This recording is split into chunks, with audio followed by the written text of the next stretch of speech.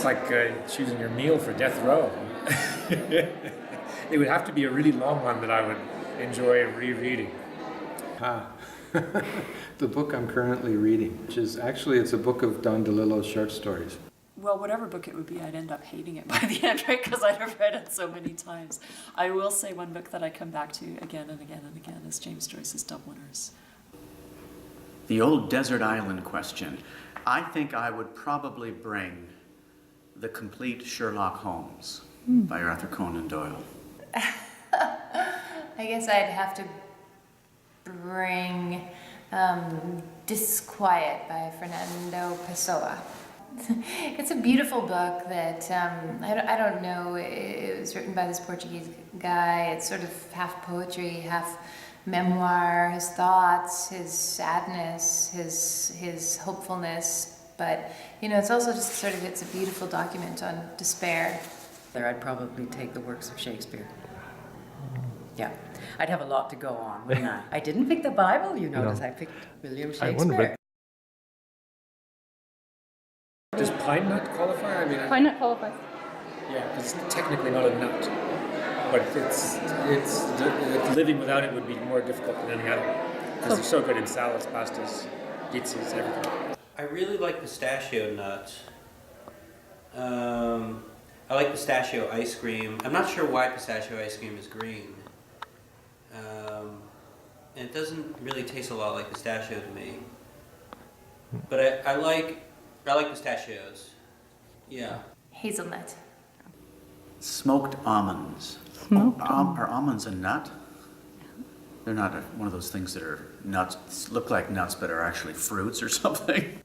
My favorite nut is an almond. I eat them all the time because I need lots of protein, and I eat almond butter by the spoon out of the jar. Oh, probably pistachio. Historically extremely important. Good food here.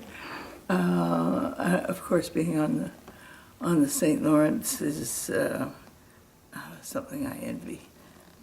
Oh, I've loved it here.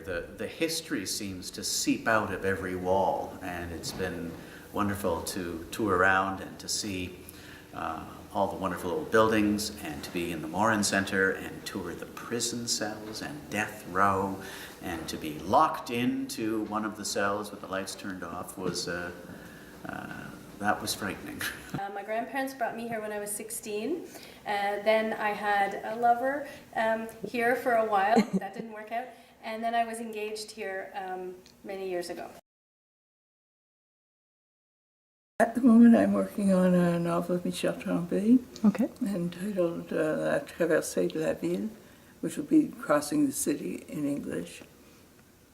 I have, well, my fourth novel comes out in May, and I'm already hard at work on my fifth novel. So I have my fifth novel is going to be called, I believe, Poles Apart. Tinkering around with a few things. I'd like to do something I haven't done before. So I have some novel ideas, but I'd like to put the novel aside for a little bit and see what else I might do.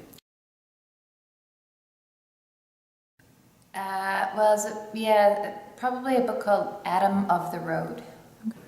I read a book when I was quite young called Pilot Jack Knight. I did love Alice in Wonderland. The Little Prince. Another one I was just writing about was the Canadian writer Janet Lund's Double Spell, which was the first book I ever read set in Toronto. It's kind of a time travel mystery, but it made me feel like strange things can happen in the place where I live, and it may be the book that turned me into a writer.